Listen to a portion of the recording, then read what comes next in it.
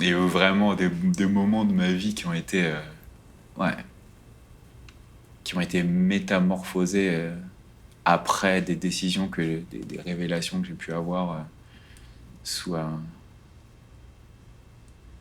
ouais, dans des états modifiés de conscience. Et ça a été vraiment quelque chose de très fort et ça a été une bascule en fait. J'ai eu une vie que j'estime difficile, intellectuellement difficile, psychologiquement difficile. À une époque où j'avais un petit peu laissé tomber toutes les actions que je menais pour essayer de résoudre ces problèmes, je suis tombé un petit peu par hasard sur les champignons. C'est sûr que ça a eu une influence et ça en a toujours. C'est-à-dire que pour moi, quand j'en consomme, ça me fait du bien.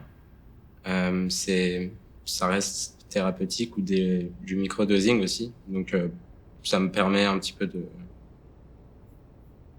J'aime bien me dire me mettre à jour avec moi-même. Alors effectivement, depuis 20 ans, on considère qu'on vit une période de renaissance psychédélique avec un intérêt renouvelé pour l'efficacité thérapeutique de ces substances. En gros, il y a, on pourrait dire, 3 classes de psychotropes. Il y a les stimulants. Tu peux avoir amphétamine, cocaïne, caféine dedans. Il y a les dépresseurs, genre les opiacés, héroïne. Et puis, il y a les psychédéliques, ceux qui modifient la conscience en l'élargissant, en l'approfondissant. Alors que les stimulants ou les dépresseurs, ils ont plutôt tendance à rétrécir la conscience. Ces différentes molécules, ces différents récepteurs, ils reviennent tout au même. Ils augmentent la sensibilité de la conscience individuelle pour qu'elle se connecte à plus grand qu'elle. C'est-à-dire, si on prend un modèle post-matérialiste dans lequel le cerveau, c'est un peu comme un poste de radio ou un poste de télévision, et que les champs de conscience, ils sont extérieurs. C'est comme les programmes, ils sont en l'air, mais ils ne sont pas dans le poste de radio. Si tu casses le poste de radio, d'autres postes de radio peuvent capter les mêmes programmes. Si tu entends de la musique, des musiciens, tu peux ouvrir le poste de radio, tu ne trouveras pas l'orchestre dans le poste de radio. Il est dans les programmes. Si tu casses momentanément le poste, tu n'entends plus les programmes. Tu n'es plus dans la conscience, mais si tu répares, tu entends à nouveau. Donc, les psychédéliques, en fait, ce qu'ils font, c'est comme si tu rajoutais des nouveaux transistors où tu déployais des plus grandes antennes à partir de ce poste de radio pour qu'ils captent de nouveaux programmes qu'ils ne pouvaient pas quand il était en sous-fonctionnement, quoi. La première substance qui a fait l'objet d'un intérêt renouvelé, c'est le peyote, la mescaline du peyote. Il faut d'abord préciser qu'il y avait un intérêt médical sur la mescaline, donc dans la première moitié du XXe siècle, aux États-Unis, mais aussi en Europe. Donc il y a eu un certain nombre d'essais cliniques, d'études avec la mescaline. Alors la découverte des effets psychiques du LSD, c'est 1943. La redécouverte des champignons hallucinogènes sur le terrain, c'est à partir de 1953. Et en 1958, dans les usines Sandoz à Bâle, dans les laboratoires Sandoz plus exactement, Albert Hofmann identifie le principe actif des champignons hallucinogènes du Mexique qu'il nomme psilocybine. Et après la Deuxième Guerre mondiale, il y a un médecin britannique qui s'appelait Humphrey Osmond qui s'intéressait aux causes biochimiques des maladies mentales. Enfin, il s'était intéressé à ce titre aux substances qui semblaient provoquer, qui semblaient imiter temporairement des schizophrénies, des psychoses. Donc la mescaline était vue comme une substance permettant d'imiter la crise psychotique. Quand Osmond a compris que en fait, ce n'était pas des substances qui imitent la psychose, mais qu'il y avait autre chose, il a cherché un autre mot pour qualifier ce type d'expérience. Et dans le cadre de leur correspondance, Huxley a envoyé un petit poème dans lequel il proposait le terme phanérotime. Phanéro montrer et thumos l'esprit, l'humeur. Osmond a trouvé que c'était pas non plus génial, phanérotime, et il a forgé le mot psychédélique avec la même structure, psyché, l'âme, et délos, montrer, rendre manifeste. Pour moi, l'expérience psychédélique, c'est une forme de déconstruction qui nous permet d'observer le champ du réel, de déboulonner un peu les structures qui nous maintiennent dans quelque chose de raisonnable, de prévisible. Donc l'intérêt pour moi de l'expérience psychédélique réside là. Chaque expérience est très différente et on ne peut jamais savoir à quoi s'attendre. Effectivement, ça peut être très fort parfois. Et puis après, il y a eu, à partir de 1958, notamment, c'est dans cette thèse-là, tout ça, comment en France, on a démarré en premier les essais cliniques de la psilocybine en psychiatrie clinique et expérimentale. Le LSD, les champignons ont commencé à être consommés en dehors d'un cadre médical, mais ça c'est vraiment spécifique aux États-Unis, avec la CIA, qui cherchait à développer des armes incapacitantes ou qui avait une réflexion militaire sur ces substances. Cet intérêt militaire a amené à des essais sur des étudiants, sur des campus américains, pour observer ce que ça faisait en fait sur des volontaires sains. Et ces étudiants ont trouvé que l'expérience était quand même assez sympa et intéressante et ont encouragé leurs camarades à la faire. Et en fait, il y a eu une sorte d'engouement qui est né, particulièrement partagé dans les milieux de la contestation de la guerre du Vietnam. Ce qu'on appelle parfois couramment la contre-culture. La prohibition des substances psychédéliques est liée à cette inquiétude de la part des pouvoirs publics américains d'une consommation dans des milieux opposés à la guerre du Vietnam et dans les milieux de la contre-culture. C'est vraiment une réaction conservatrice à quelque chose de nouveau et dans une population idéologiquement antagoniste, quoi. C'était pas motivé par des raisons de santé publique, apparemment. C'était Grof qui disait que les psychédéliques sont un peu à la conscience ce que le microscope est aux petits, quoi, aux bactéries, et ce que le télescope est aux planètes.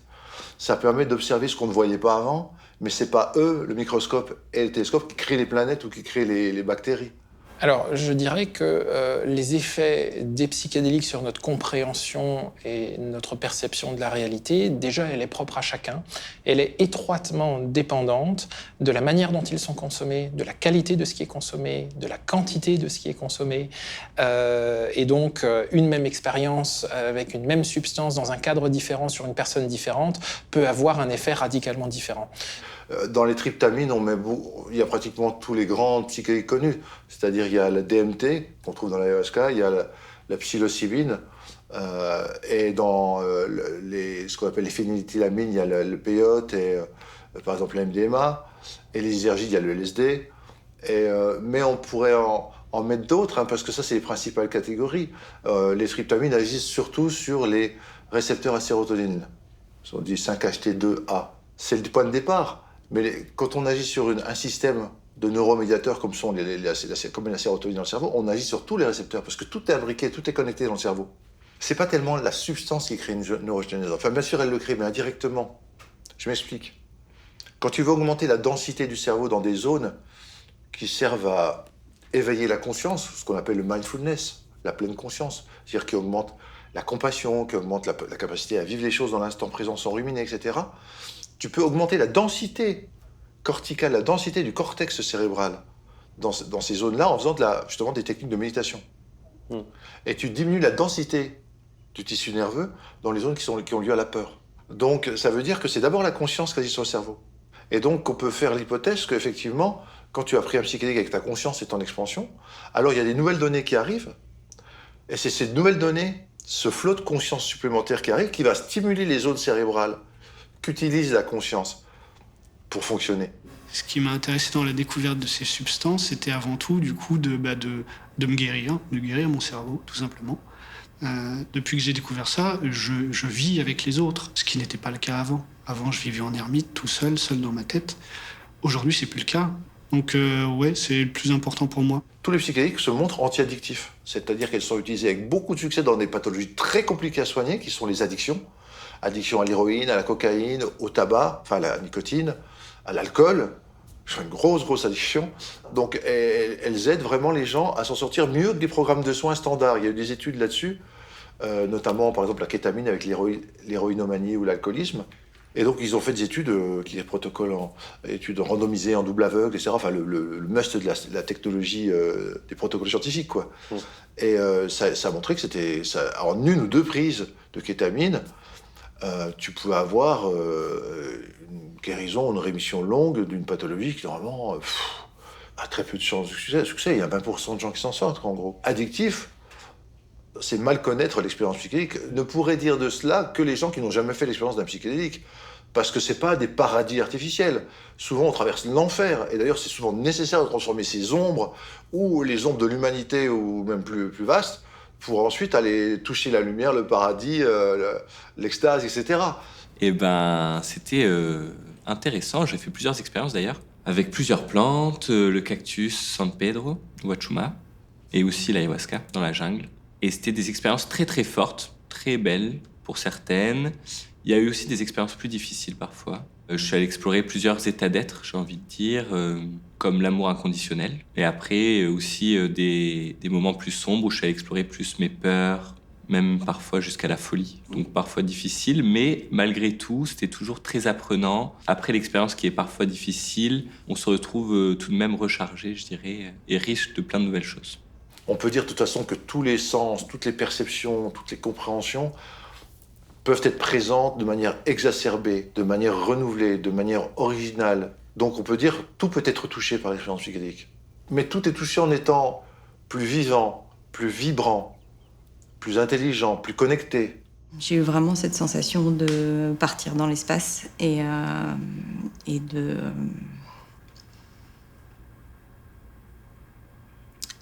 de percevoir à quel point la vie est importante et à la fois c'est pas tellement la peine de mettre autant d'importance dans des choses qui n'en ont pas, quoi. Il y a une importance tellement plus grande dans ce qu'est la vie. Ça me touche de parler de ça. Par contre, effectivement, ça peut réveiller des vieux traumatismes oubliés ou refoulés dans l'inconscient individuel, ou parfois dans l'inconscient transgénérationnel de famille, ou parfois dans l'inconscient collectif. Donc on pourrait penser que l'expérience psychédélique donne un sens accru de ce que pourrait être la réalité, une perception plus profonde et l'accès à des dimensions alternatives, voire à des champs informationnels auxquels on n'a pas accès en temps normal. Aucune conception matérialiste ne peut résister à cette expérience qui est plus réelle que la réalité. C'est une des grande particularité de la DMT et par extension du breuvage ayahuasca qui en contient, c'est qu'elle donne accès à une expérience qui est plus réelle que le réel. Et donc quand on revient de cette expérience, si elle est bien vécue et de manière assez intense, c'est tout simplement qu'on revient dans la réalité en comprenant, mais dans chaque cellule, en comprenant non pas d'un point de vue simplement conceptuel, mais d'un point de vue expérientiel, au même titre qu'un accident de voiture nous aura fait comprendre certaines choses.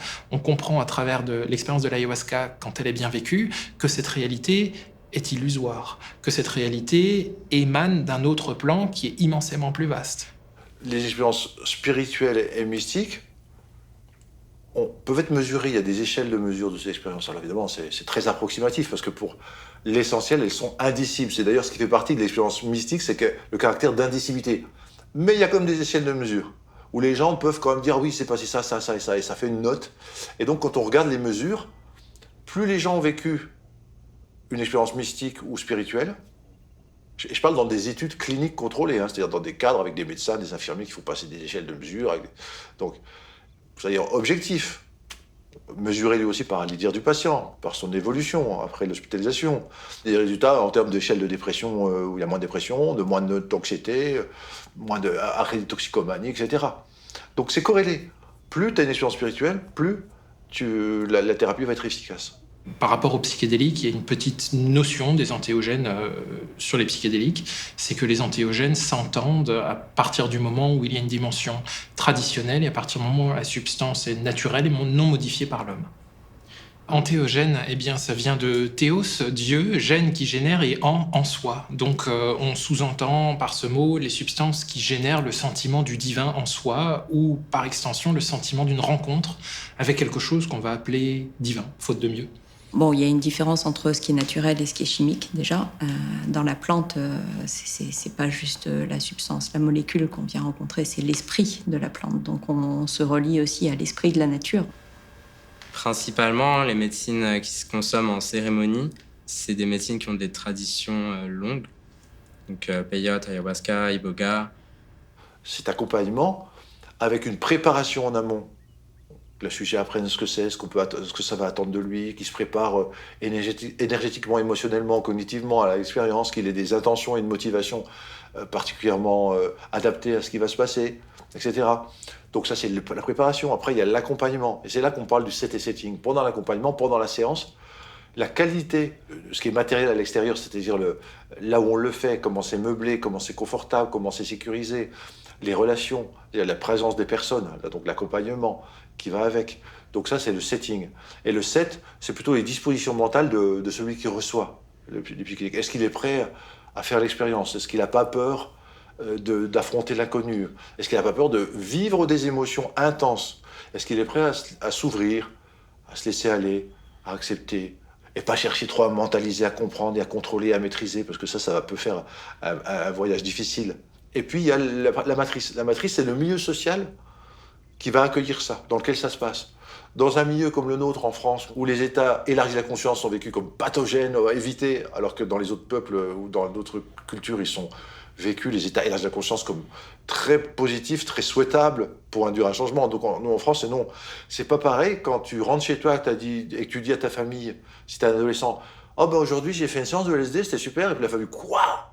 Qu'est-ce que tu dis? Mais t'es malade! Ça fait des trous dans le cerveau, mais tu vas devenir fou! Tu veux rester scotché? Ça va pas à la tête! » C'est pas pareil que « Ah, c'est vrai, t'as fait du LSD aujourd'hui. Ah, venez, il a fait sa séance de LSD, son initiation. Qu'est-ce que je suis content pour toi, ça a dû être fort, tu nous en parles? » C'est pas tout à fait la même chose. Hein. Ensuite, la facilité d'intégrer ça, de pouvoir partager, en parler, et puis même, tu vois, ça c'est la matrice. C'est comment c'est reçu dans le milieu, cette expérience. Et ça compte beaucoup. Je pense que ce serait une bonne chose que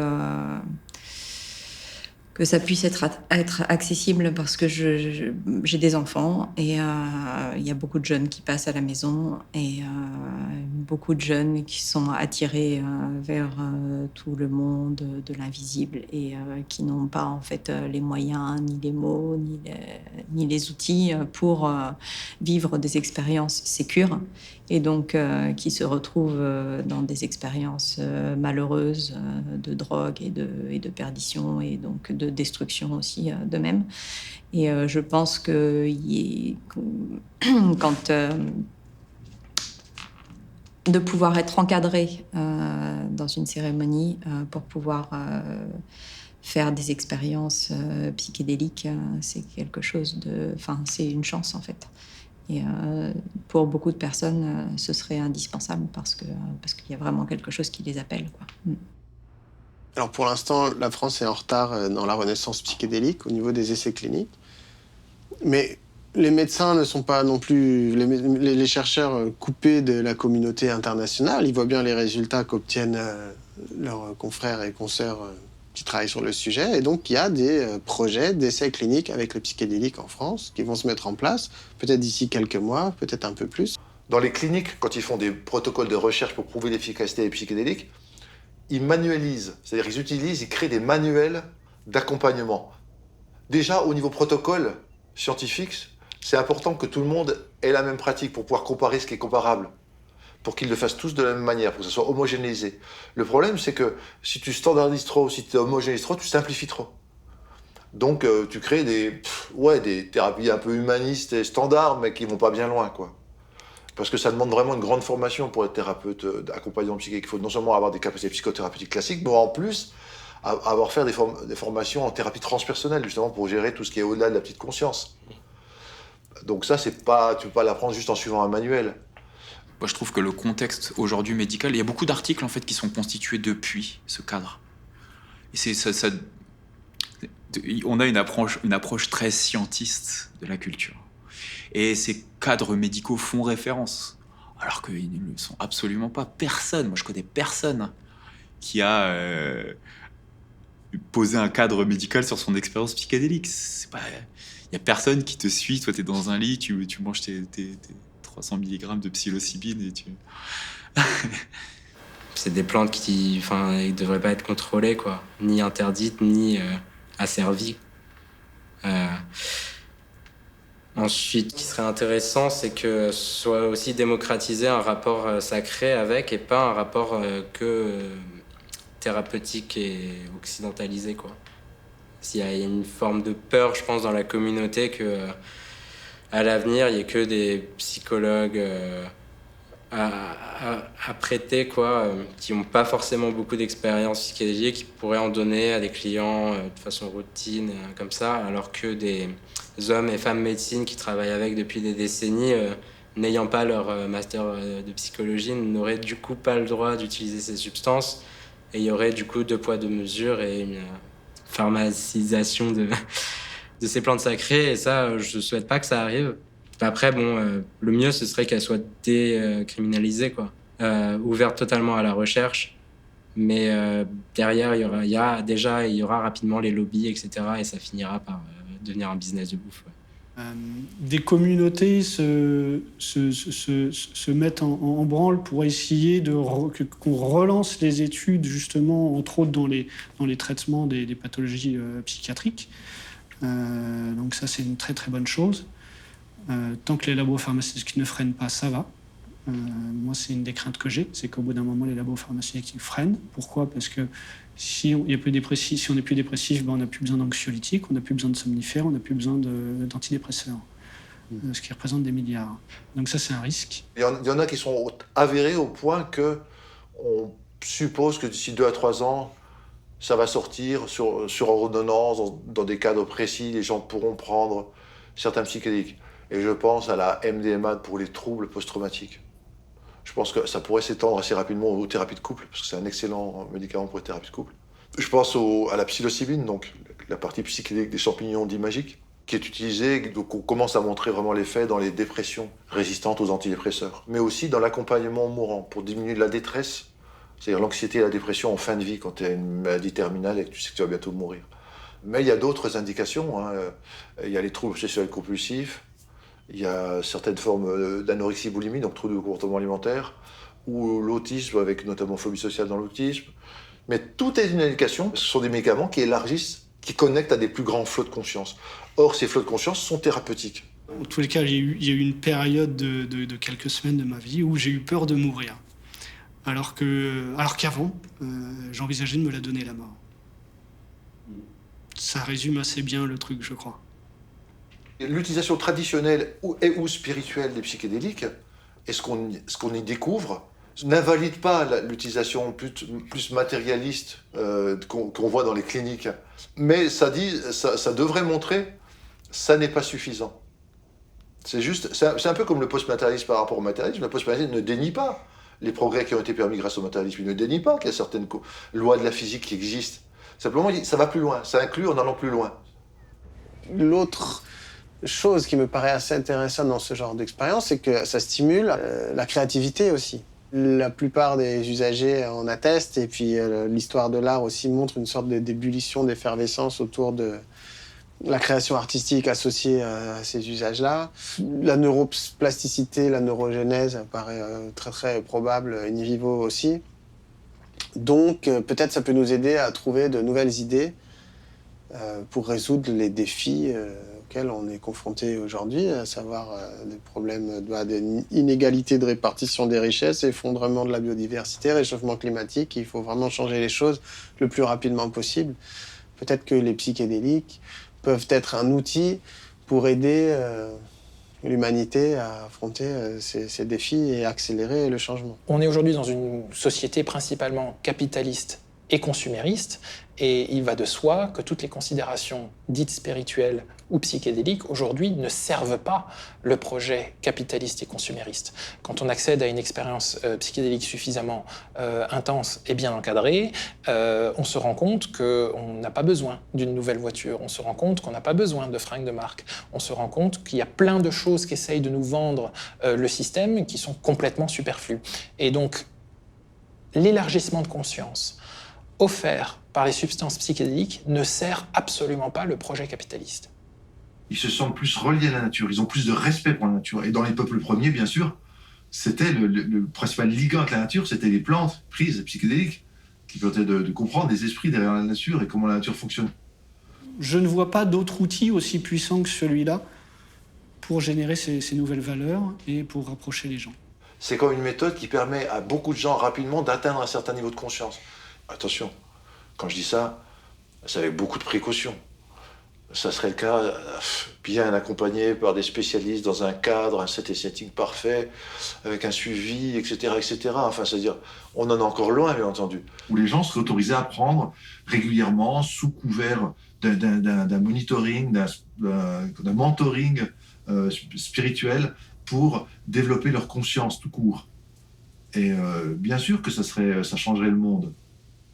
Il y a des choses qui me font peur, quand même. Il y a des articles partout.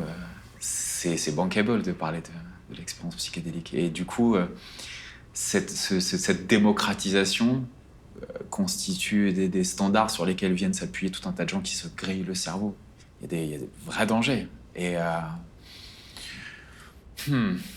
c'est difficile de prôner une direction et de dire ah, je suis à peu près sûr qu'en allant dans ce sens, ça ira. Ce qui est récurrent dans mon approche, c'est justement d'éviter de se poser sur des certitudes ou